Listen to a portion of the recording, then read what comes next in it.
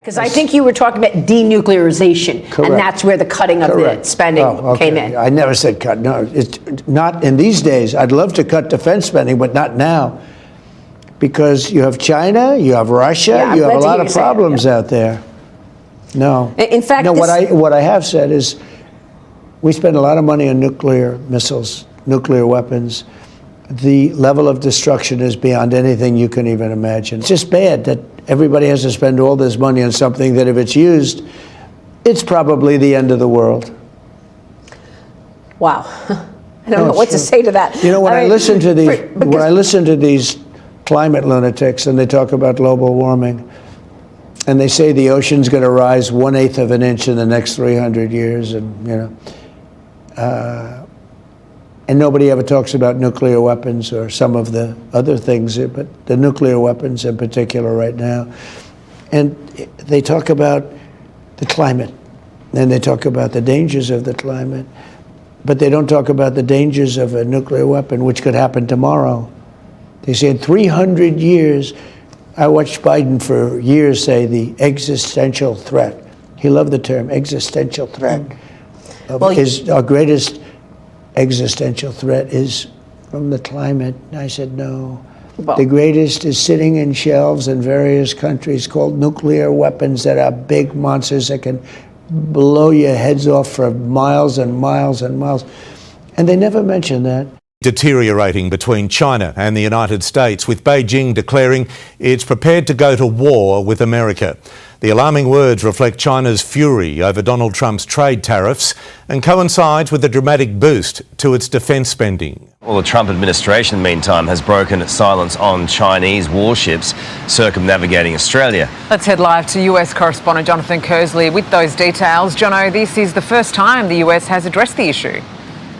It is. It's my understanding that very senior Trump cabinet members are fully aware of the activities of China's PLA around Australia over the course of the last couple of weeks. Those ships have been essentially circumnavigating Australia, going further south than they've ever gone before, carrying out live firing drills, and even going past Western Australia, near to where a US Virginia-class submarine is docked, the USS Minnesota. I've been in talks with the White House about this issue and have spoken with a US defence official who has told me the following. We are aware of these activities and are closely monitoring. As Secretary Hegseth has said, China is a peer competitor with the capability and intent to threaten our core national interests in the Indo-Pacific, and the department prioritises deterring China. How it's going about deterring China in this instance and what it's doing to monitor those vessels, well, they have not said. But this whole incident raises a very significant question. What is President Xi Jinping's intention? Is he trying to send a message to the American president, whose foreign policy attention has been so heavily focused on Ukraine and Russia and on the Middle East too? The entire history so far of the last 3 years of the war shows that without American support, Ukraine will not survive. Are you comfortable with that? The fact that you walked away and Ukraine may not survive? Well, it may not survive anyway, but, we have some weaknesses with Russia. It takes two. Look, it was not going to happen, that war, and it happened. So now we're stuck with this mess. Think of what he stuck me with.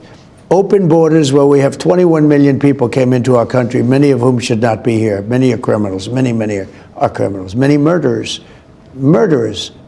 drug dealers, drug lords. We got that.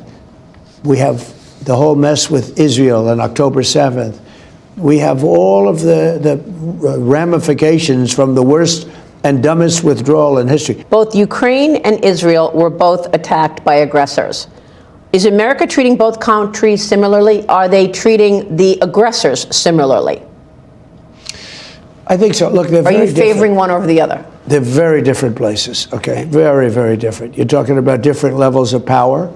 You're talking about different parts of the world. The Middle East has been under attack forever. It's been... You look, when wasn't it under attack? And then we came along and did the Abraham Accords, which was unheard of.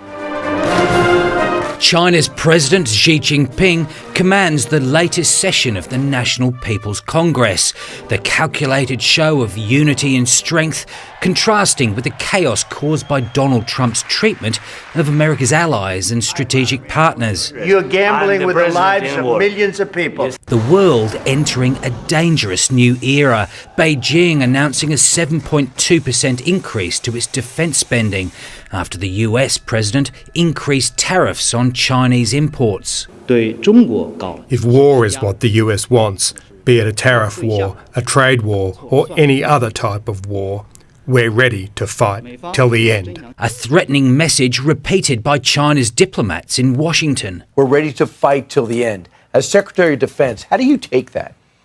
Well, we're prepared. Those who long for peace must prepare for war. Australia's military preparedness tested by 3 Chinese warships conducting live fire drills and a circumnavigation of the continent. That, God forbid, a war could happen. Elbridge Colby, Donald Trump's choice for US defence policy advisor, saying Australia's defence spending is well below the 3% of GDP the president expects. And then there are reports now that Russia says it will help the United States negotiate a nuclear deal with Iran.